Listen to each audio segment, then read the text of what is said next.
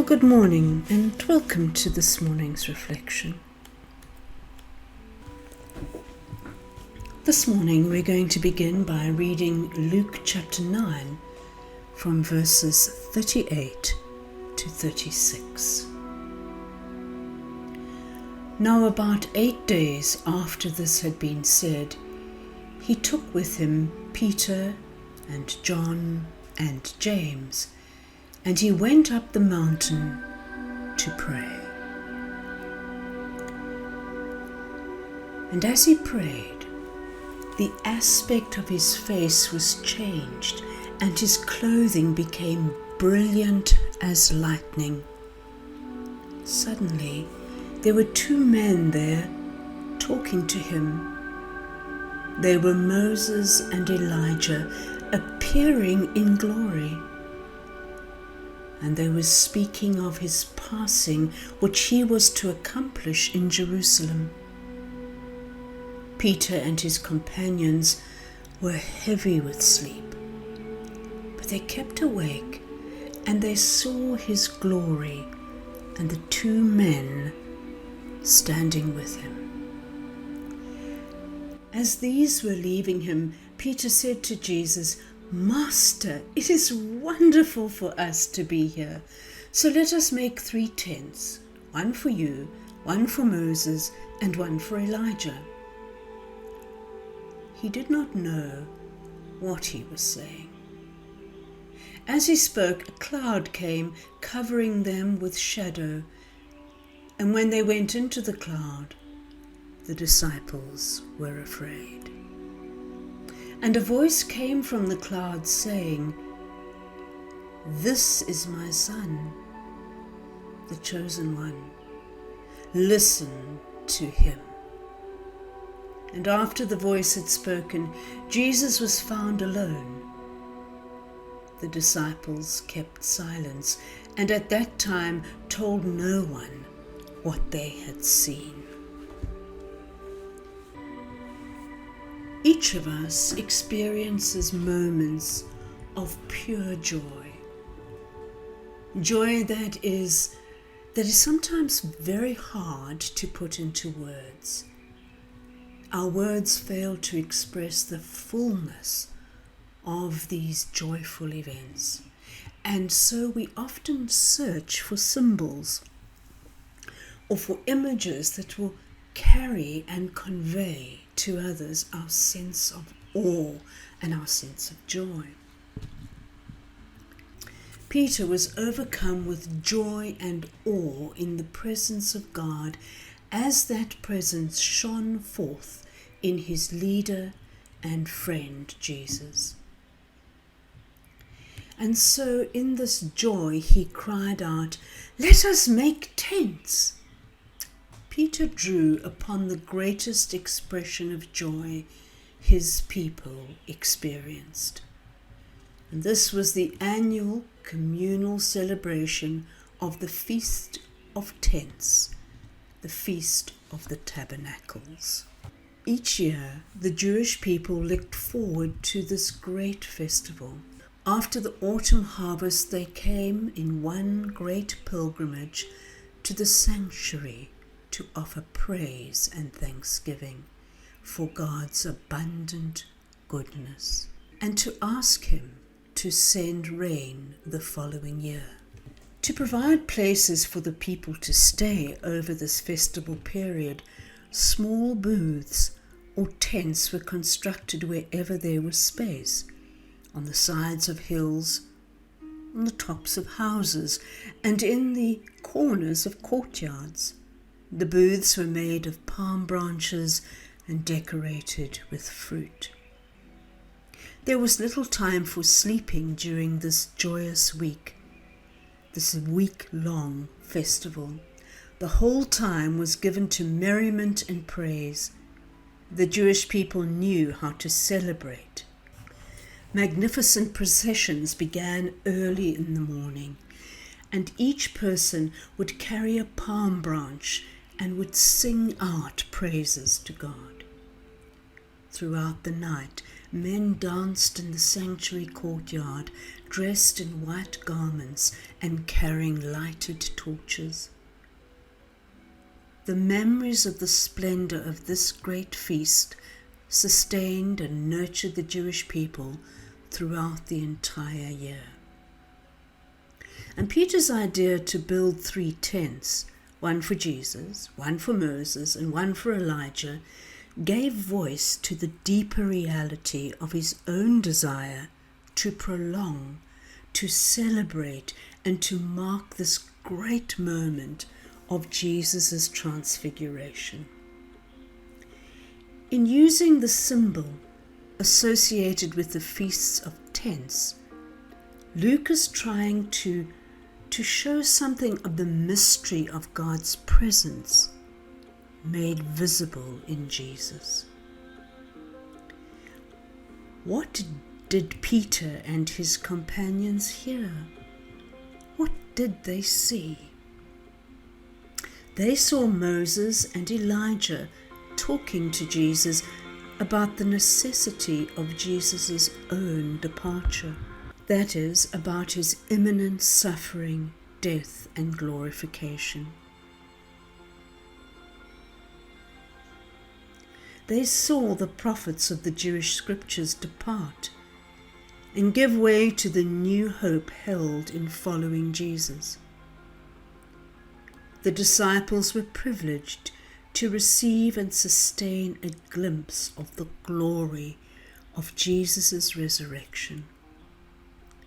Peter, James, and John heard again the words spoken at Jesus' baptism. "This is my Son. This is the chosen one." The voice definitively confirmed the identity of Jesus as God's Son and as God's divinely elected, suffering servant. Then, enveloped by this awesome cloud of God's presence, the disciples received the instruction: listen, listen to him. Listen, listen to him. Later, in the absence of Jesus' physical presence, the disciples, committed by faith, would discover the meaning for their lives and direction, for their mission, through a dedicated dependence on the gospel word. After the voice had spoken, Jesus was found alone. The mountain of transfiguration leads to the Mount of Calvary. On the Mount of Transfiguration, Jesus was prepared to resolutely take the road to Jerusalem, city of his destiny.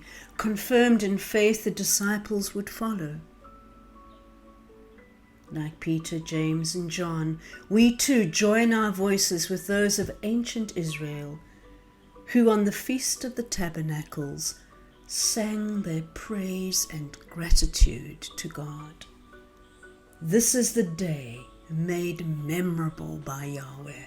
What an immense joy for us. Give thanks to Yahweh, for he is good.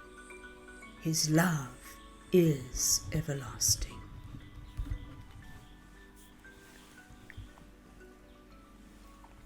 And so now we take time to quiet ourselves in God's presence.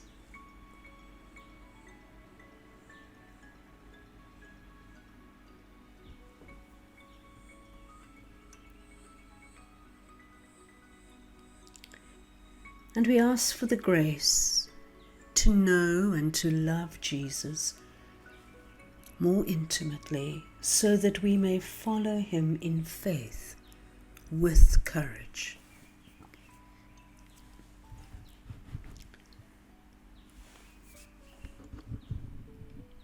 Imagine yourself being invited by Jesus to accompany him with Peter, James, and John to the mountain. As you climb, consider in detail this arduous task that you are undertaking, stopping often to observe the changing perspective of the terrain below. Just walking up the mountain and looking about you. What do you see?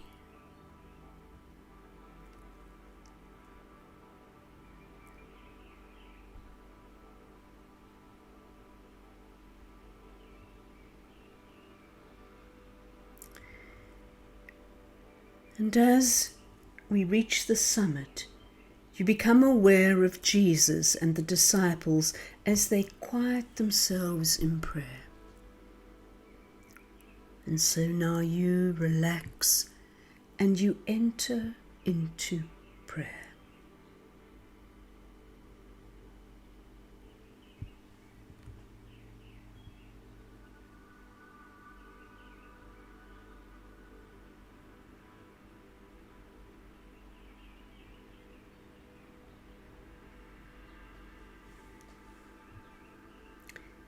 Contemplate Jesus in prayer as he enters deeply into communion with God.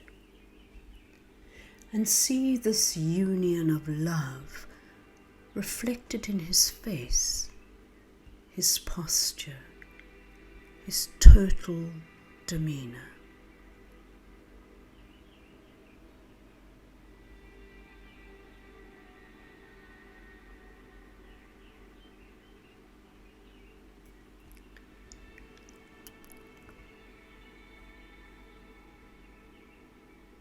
Allow yourself time to absorb this glory of God in Jesus.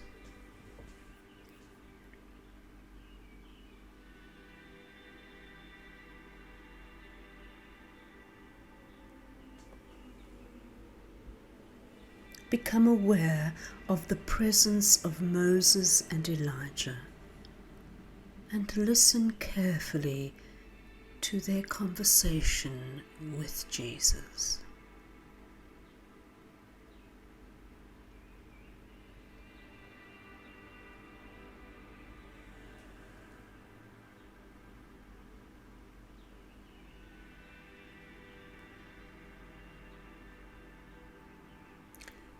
As the event unfolds, you are drawn into Peter's excitement and his desire to remain here. And you feel that excitement.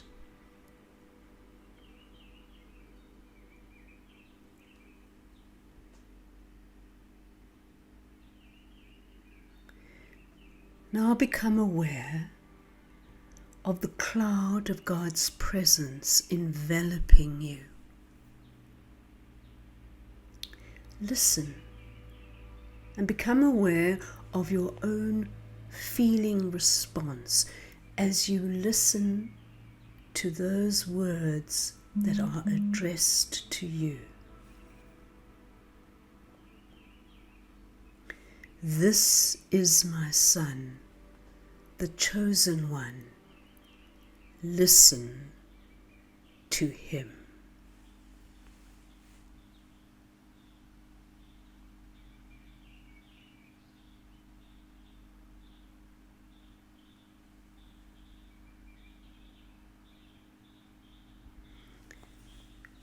Now, spend some time alone with Jesus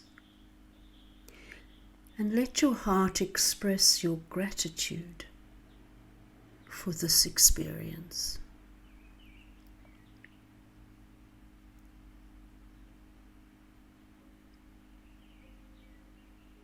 And when you have finished, record in your journal the thoughts and feelings that surfaced during this prayer time. And so I leave you on the top of the mountain to talk to Jesus.